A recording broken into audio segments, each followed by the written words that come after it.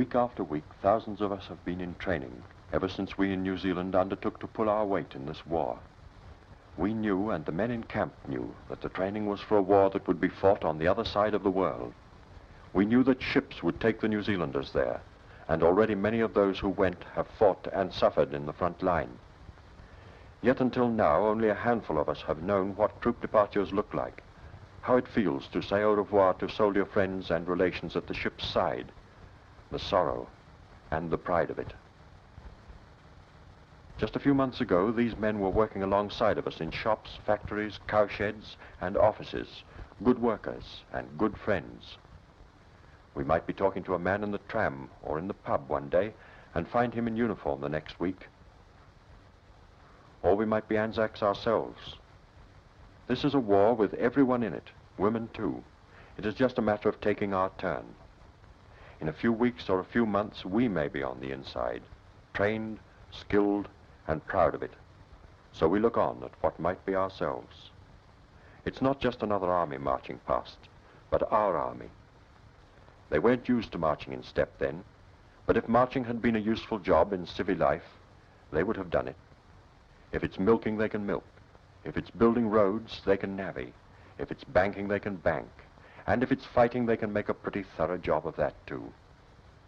Anytime we see them, they are marching or on parade, with only their shoulder patches to show that here's a group of men skilled in every trade and profession. Soldiers who used to be civilians and took all their skill into the army with them. Artillery, nurses, Army Service Corps, signalers, Air Force, and plain PBI. Gunners, doctors, grocers, telegraph operators, men from the public works and women from the hospitals, workers and employers, our army, ourselves. Civilian into soldier. It's an old story, but this time it is about us, and that makes it different. There is no goose-stepping here. Just the swinging stride of free men who have put on their working clothes and got into step for the biggest job ever tackled. They are soldiers and fighters because as things are, only soldiers and fighters can make the world safe for civilians to live in, safe for women and children and decent, ordinary people.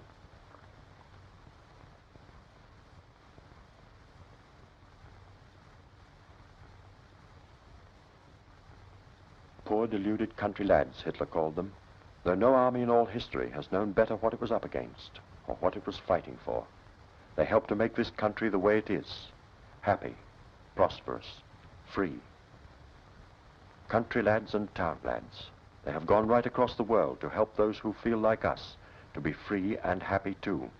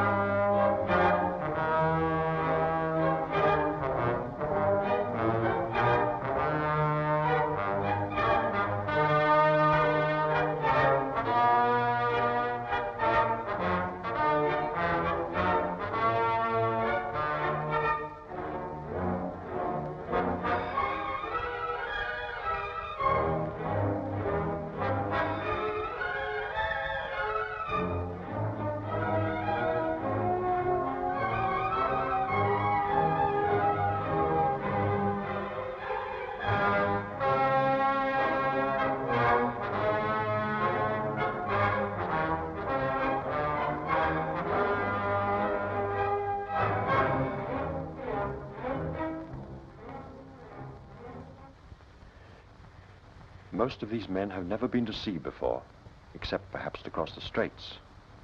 In the good times in summer, the surf at Muriwai has drawn them away from home, or the pines at Waikuku, or the scarlet carpet of Pahutakawa petals on the road to Ohope Beach, or maybe just the fun of taking the kids to St. Kilda, or Sumner, or Takapuna. This time it is no picnic, and the end of the journey is halfway round the world and back again. It is the adventuring of men going off to war. There's pageantry and excitement and laughter, and under it all a grim purpose, A war to be fought by men who have the courage to say au revoir, when they know that for some of them it must be goodbye. Canoes and ships brought the New Zealanders here long ago, fighting New Zealanders, pioneers looking for elbow room, men and women who couldn't be shut in against their wish.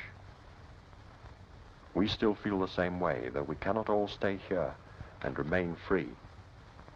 Some of us must fight, these men and more of us when the time comes. And so ships still plow down through the Pacific, not for tourists any longer, but for the men who can help to beat back repression and dictatorship.